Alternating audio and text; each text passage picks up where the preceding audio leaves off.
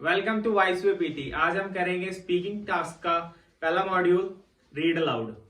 Read aloud हम जब करेंगे तो हमारे पास सेंटेंस होगा जो 60 to 65 वर्ड तक होता है मैक्सिमम।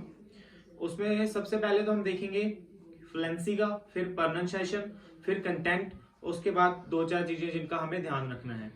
और रीड अलाउड में पूरा सेंटेंस कंप्लीट पढ़ने के लिए हमें मिलते हैं 35 सेकेंड्स जब हम उसे पढ़ेंगे।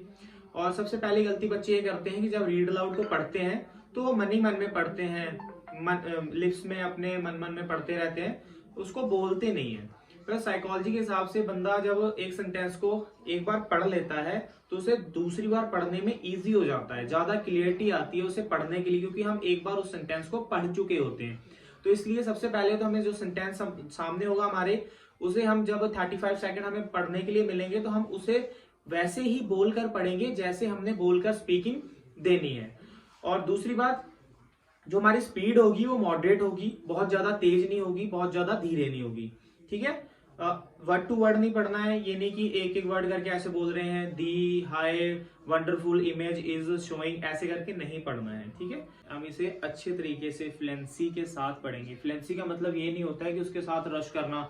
कई लोग फ्लुएंसी का मतलब ये समझते हैं कि हम स्पीड में बोलेंगे, बहुत तेज तेज बोलेंगे तो वो फ्लुएंसी है। फ्लुएंसी वो नहीं है, स्पीड में बोलना फ्लुएंसी नहीं है। फ्लुएंसी है एक लय में बोलना, एक अच्छे लय के साथ बोलना कि अगले बंदे को वो वर्ड समझ भी आ रहे हैं। ये नहीं कि आप उस वर्ड्स के साथ रश करते जा रहे हो, फटाफट बोलते जा रहे हो, वो फ्लुएंसी नहीं होती। फ्लुएंसी एक स्पीड में, एक मॉडरेट स्पीड में बोलने को फ्लुएंसी कहते हैं। कैसे बोलेंगे?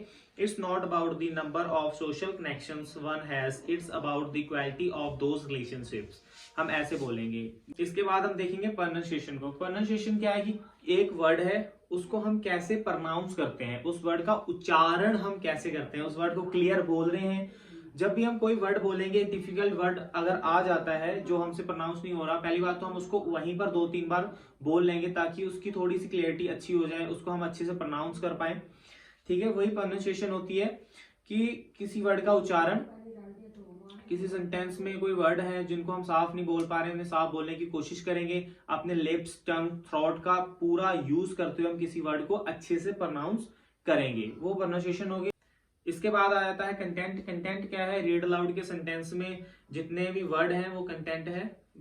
अगर कोई वर्ड छूट जाता है तो हमारा, जितने वर्ड हम छोड़ते जाएंगे उतना कंटेंट हमारा कम होता जाएगा, ये कंटेंट है। और जब हम पूरा सेंटेंस बोल रहे होंगे, जब पूरा रीड अलाउड कर रहे होंगे, तो 2-3 चीजों का और ध्यान रखो कि कंटेंट क्या है। कंटेंट यही है, जो उसमें वर्ड हैं वो हम अच्छे से बोलेंगे। ठीक है, और जो उसमें एस के साथ एंड होंगे वर्ड्स, उनको हमने क्लियरली बोलना है। ईडी के साथ वर्ड एंड होंगे, उनको भी हमने बहुत अच्छे से और ध्यान से क्लियरली बोलना है। ठीक है, उसके बाद सेंटेंस को बोलते हुए नेचुरल पॉज लेंगे। कहाँ लेंगे? जहां कॉमा होगा, जहां फुल स्टॉप होगा और जहां कनेक्टर लगा होगा, इन जगहों पर हम नेचुरल पॉज लेंगे, तभी हम सेंटेंस को अच्छे से बोल पाएंगे।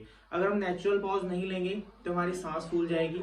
ठीक है, उसके बाद हम नेक्स्ट सेंटेंस जो है हम उसको अच्छे तरीके से कंप्लीट नहीं कर पाएंगे, अच्छे तरीके से नहीं बोल पाएंगे। इसलिए हमें ध्यान रखना होगा कि जब हम पूरा सेंटेंस पढ़ रहे हैं, जहां कॉमा आ रहा है, जहां फुल स्टॉप आ रहा है और जहां पर कनेक्टर है, वहां पर हम एक गहरी सांस ले लेंगे। ज्यादा लंबा ये नहीं कि वो सांस ही ले रहे हो, 3-4 सेकंड तक आप सांस ही लेते जा रहे हो, इतना नहीं। एक नेचुरल पॉज, 1 से 2 सेकंड का पॉज लो, हल्की सी सांस लो, उसके बाद में नेक्स्ट सेंटेंस जो है उसको बोलना चालू करो। रीड अलाउड करते हुए अगर सेंटेंस में कुछ कॉन्ट्रैक्शंस, नंबर और ईयर्स आ जाते हैं तो हम उसको कैसे बोलेंगे? सपोज करो अगर आ जाता है $100, तो हम कर रहे हैं स्पीकिंग। स्पीकिंग का मतलब कि हम इंग्लिश बोल रहे हैं। अगर वो इंग्लिश हम रियल लाइफ में, सपोज मैं, अगर आप मेरे सामने खड़े हो, अगर मैं आपको बोल रहा हूँ इंग्लिश में, हम दोनों बात कर रहे हैं, तो हम $100 को कैसे बोलेंगे? ये थोड़ी बोलेंगे $100, हम ऐसे बोलेंगे $100। तो वहां भी हम अगर डॉलर का साइन लगाया और आगे 100 लिखा हुआ है तो हम उसको ऐसे ही बोलेंगे $100।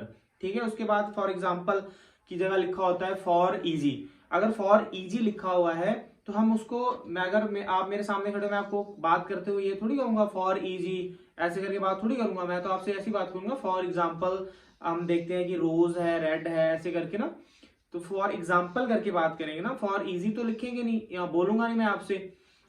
उसके बाद अगर डेट ऑफ बर्थ लिखी हुई है किसी की 2005 करके, तो बात करूंगा नहीं मैं, आप बोलोगे 2005, ऐसे ही बोलोगे आप 2005 करके हम स्पीकिंग में नहीं बोलेंगे।